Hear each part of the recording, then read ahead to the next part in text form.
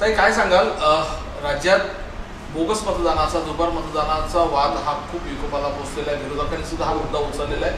निवडणुका पुढे ढकलण्यासाठी ते म्हणतात. काय तुमची भूमिका आहे? गेले 15-20 वर्ष जवळजवळ मी सातत्याने ही दुबार नावं असतील किंवा बोगस नावं असतील यासाठी मी कलेक्टर असतील, निवडणूक अधिकारी असतील यांच्याकडे प्रयत्न करत होती. 2004ला मी स्वतः सर्वे लावला, कारण मला निवडणुकीला उभं राहायचं होतं. 2009मध्ये सुद्धा नावं काढली. त्यावेळी राजन विचारे माजी खासदार यांच्याकडे सुद्धा मी दुबार नावं, बोगस नावं दिली होती, पण ती काही काढता आली नाही. आणि निवडणूक अधिकारी काही लक्ष देत नाही. तुम्ही यांच्याकडे जा, त्यांच्याकडे जा, कलेक्टर सांगतील यांना भेटा, त्यांना भेटा. आणि आज जो राज्यामध्ये गोंधळ चाललेला आहे तो काय आजचा गोंधळ नाही आहे. आता तुम्हाला माहिती आहे, कॉम्प्युटरमध्ये डिजिटल मारून काही काही फेक करून हे दाखवलं जातात आहे. पण हे त्यावेळेस आता 15-20 वर्षापूर्वी कोणाची होती? त्या सत्तेतसुद्धा मी आवाज उठवला होता. मी त्या सत्तेत पण होती, पण ती काही नावं कमी केली नाही. कालच आमचे मुख्यमंत्री देवेंद्रजी फडणवीस साहेब यांनी बरोबर सांगितलं की 15-20 वर्ष आम्ही स्वतः मागणी करतो की बोगस जी नावं आहे, दुबार नावं आहे, ती काढली गेली पाहिजे. त्यामुळे उमेदवाराला खूप त्याचा मोठा फटका बसतो. कारण ही जी नोंदणी करणारी जी लोक असतात, ही ठराविक लोक असतात. ही पैसे घेऊन नोंदणी तर करतातच करतात आणि लोक इकडनं तिकडनं गावाकडनं आणून सकाळ सकाळ ते मतदान करूनही ते जातात. त्यामुळे उमेदवाराला त्याचा फटका बसू शकतो.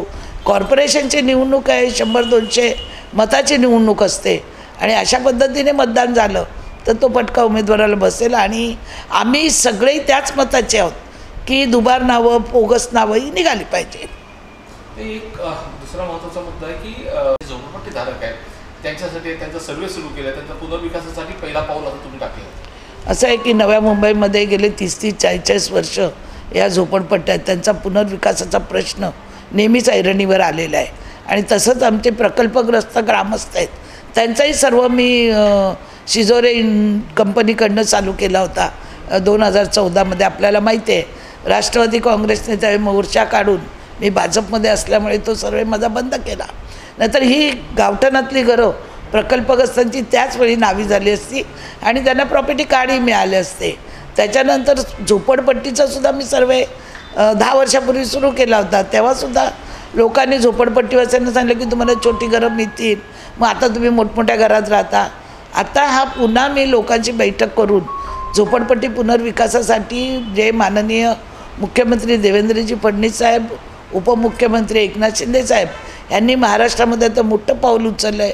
परवाच आपण बघितलं रमाबाई आंबेडकर नगरासाठी माननीय मुख्यमंत्र्यांनी जी घोषणा केलेली आहे त्याचाच फायदा घेऊन त्याच पावलावर पाऊल टाकून मी माझ्या बेलापूर मतदारसंघामध्ये जवळजवळ 30 ते 40 हजार झोपडपट्टी आहे, त्यांचा पुनर्विकासाचा प्रश्न परत मी त्या पायली काढून मी सुरू केलेलं आहे.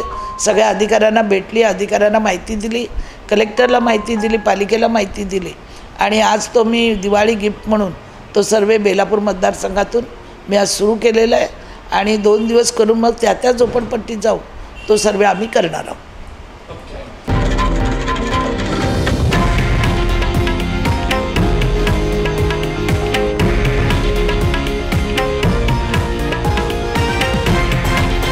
हे आहे देशातील नंबर 1 न्यूज नेटवर्क आणि आपण पाहत आहात TV9 मराठी, एकमेव.